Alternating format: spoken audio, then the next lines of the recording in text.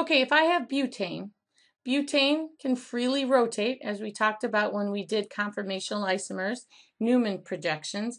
All single bonds can freely rotate. But if I look at 2-butene, or a double bond, since we haven't learned how to name them, like this, I have a pi bond right here. Now, if I want to take this pi bond and spin it, it won't spin, because the pi bond that is the double bond would break.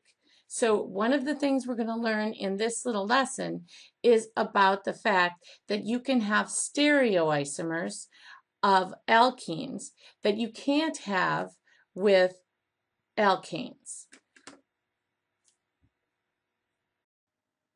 We're just going to learn the rules of alkene nomenclature as I draw structures. So if I have this structure right here, 1, 2, 3, 4, 5,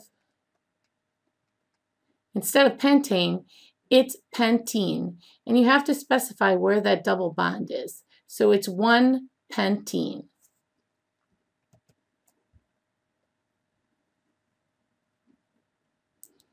If I have this structure right here, it's 2-pentene. Some people like to think of this as the second position. Now, obviously, if I put the double bond here, it's still 2-pentene because we want the smallest numbers possible, just like before. Now, if I have a structure, a cyclic structure like cyclohexane, I'm going to make it into cyclohexene. You don't have to put a number because there's only one place that double bond can be. So there's no number necessary if you just have one double bond in your cyclic structure. Now, if I put a substituent or a group on it, you want the smallest numbers possible. So this would be 1-methyl cyclohexene. There's no such thing as 2-methyl cyclohexene.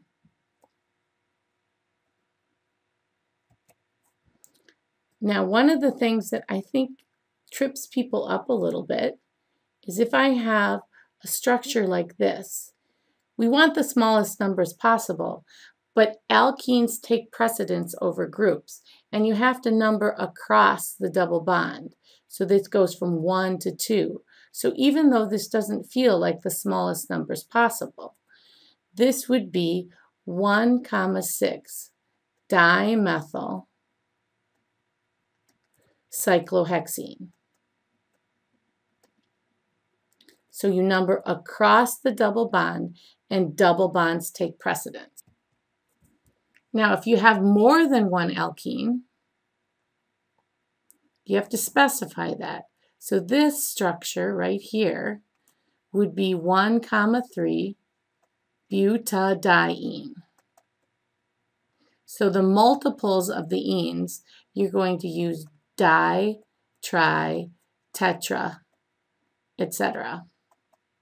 So double bonds take precedence over groups. So if I have a structure like this, I'm going to number it from the right side to the left because the ene takes precedence over the bromo.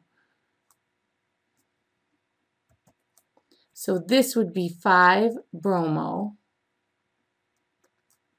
1-pentene.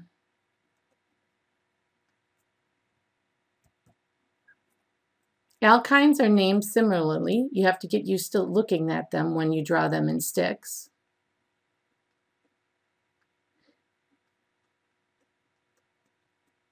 So this would be 2-pentyne. Okay, let's look at those two structures that I showed you in the introduction. One looked like this, with the methyl groups on opposite sides of the double bond, and one looked like this, with the methyl groups on the same side. Both of these are 2-butenes. This one, on the opposite side, is called trans 2-butene. And this one with the methyl groups on the same side is cis-2-butene.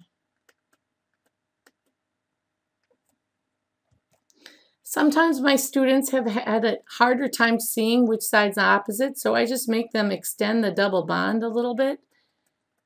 And it's easier to see that these two methyl groups are on opposite sides of that line, and these two methyl groups are on the same side as the line. So if I wanted to draw cis-2-hexene, what I'll do is I'll draw the double bond, realize it's cis, go this direction, and then come back up, and then just add the right number of carbons. 1, 2, 3, 4, 5, 6.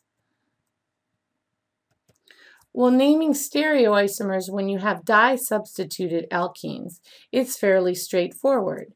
There is some ambiguity if you have tri- and tetrasubstituted alkenes. So let's look at this structure here.